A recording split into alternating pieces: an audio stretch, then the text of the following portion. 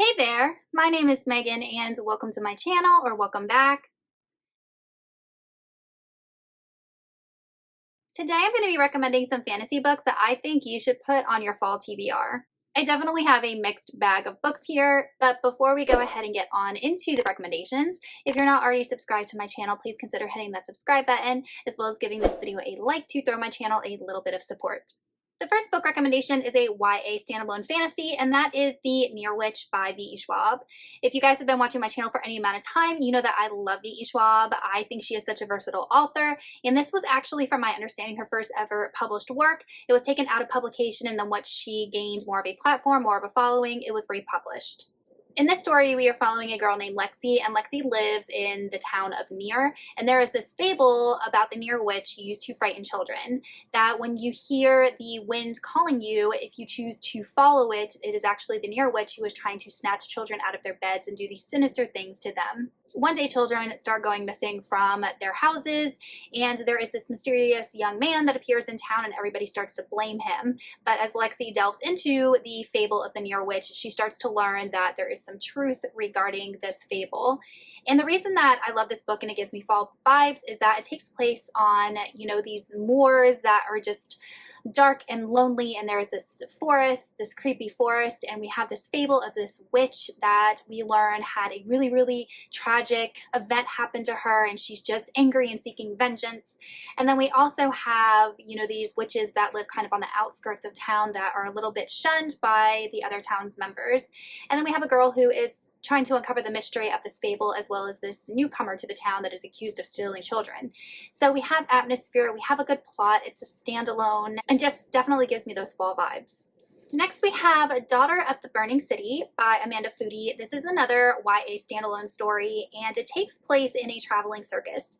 So for me, I always associate fall and carnivals or circuses because, number one, where I live, the fair, the state fair, it always comes during fall. But number two, when I was growing up, I always went to this local carnival, and it was always during like the October time of the year. So it's ingrained in my brain that fall and carnivals or circuses go together. But in this book, we are following a girl named Serena, and Serena is an illusion worker. So she can create these illusions that come to life, and she has a whole bunch of them, and they're essentially her family.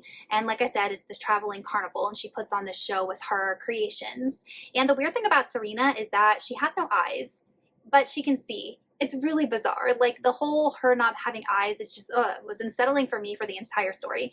But what happens is someone starts killing off her illusions, and it's kind of ironic because they don't actually live, but it's affecting her, and someone is murdering her creations. So she takes it upon herself to investigate who's murdering her creations and why. So it's got really dark undertones, it's got a good mystery, and then we have the magical element of her being able to create illusions, as well as some other people, the traveling carnival, that are able to do magic, and then Serena with her no eyes but yet being able to see.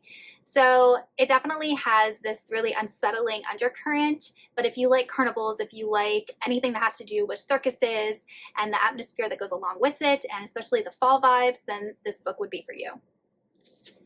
Next we have Gothicana by Runix. This has been described as a romantasy, and it does have some romance elements. It has a little bit of magic elements. It's definitely not a heavy fantasy. But in this book, we're following a girl named Corvina, and she accepts an invitation to go to this very elite school. And she's 21 years old, so it's like a college. She starts college a little bit late, and when she gets there, it is this spiraling castle-type structure in the mountains, away from the one town that it's next to. So we have the secluded setting, we have the dark Gothic castle in the mountains, we have a boarding school type setting, and then we have a professor who is a couple years older than her that she ends up striking a romantic relationship with. But the kind of creepy dark elements of the story come into play because there have been students that have been going missing year after year after year, and it trails back to decades previous, where there was almost like this cult that was established at the school that was stealing people and doing sacrifices, like human sacrifices, with these students. And Corvina with the professor have to unravel the mystery before she's the one that gets targeted and kidnapped and sacrificed for the evil means of this cult.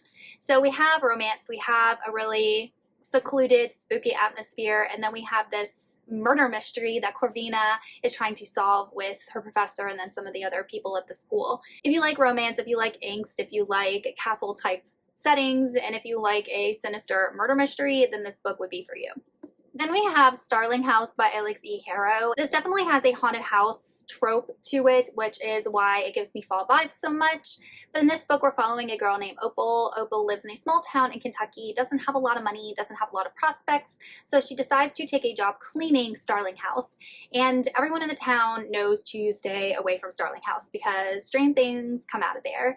And there's this man named Arthur that is currently overseeing Starling House. But the thing about Starling House is it's not like it is passed from family to family, generation to generation. It kind of chooses a person to watch over it. And the thing is that person is responsible for making sure that nothing from under the house, which we learn is kind of like a portal to this other realm, gets out of the house and wreaks havoc on the current part of Kentucky. So there is a portal fantasy element to this book. There is a haunted house element to this book, or a sentient house, and then we have these evil beings that live under the house. And it is tied to this fable that this woman wrote years and years ago. So we definitely have a part of the story that takes place in our current world, and then we have this world underneath that Opal finds herself involved in, and all of these sinister creatures that she has to try and keep contained. So if you love a portal fantasy, if you love a good haunted house trope, if you love any of that, then this book would probably work for you. It is a standalone, and it definitely is not a long book for all of the events that do happen in this plot. And lastly, we have The Serpent and the Wings of Night. I'm going to recommend this book as a fall read because this book is about vampires, and these are not good vampires. This is not Edward from Twilight. These vampires are dark and violent, and this is a bloody, gory book. So I just get like spooky Halloween type feelings when I think about it. But in this book, we're following a main character, and she is a human who lives in a vampire world. So right away, she is constantly under threat. People are constantly trying to kill her, or vampires are constantly trying to kill her. And all she wants is to be her father's right-hand man, and her father is the king of the current clan of vampires. So she enters this trial, and she is up against vampires who are stronger, faster, more strategic than she is, and she has to be the last person standing at the end of this trial, and the god of the vampires will bestow a gift on her, and she's going to choose to be her father's right-handed person and kind of get some of his power, so she doesn't have to technically become a vampire. But this book is excellent for a fall TBR because the author did a great job of putting these characters in such horrific conditions and then having a budding romance like happen amidst all of it. And there are some scenes, especially at the beginning when she first gets into the trial, of like just how violent these vampires are. Like, this book is bloody. It really is. It was way more bloody than I was anticipating because they're a trial, they're killing each other, and not only that, but the vampires have to feed. So obviously they have human chattel that they feed the vampires, and there are parts of the city where humans live and they are stalked by these vampires. So it's just really a dark, bleak world for a human, but the vampires are just acting like vampires. So there is some violence in this. There is definitely some gore, but then like I said, we have a heroine, a human heroine that perseveres, as well as an ensuing romance with a vampire. So it's got a lot going on, and I definitely think it's a great, fun fall read. All right, y'all, those are some books that I think you should add to your fall TBR if you are a fantasy reader in any shape of the imagination. Let me know in the comments if you've read any of these books and what you thought of them, or if you have any books that you would recommend for the fall time. And I will see you all in another video soon. Goodbye.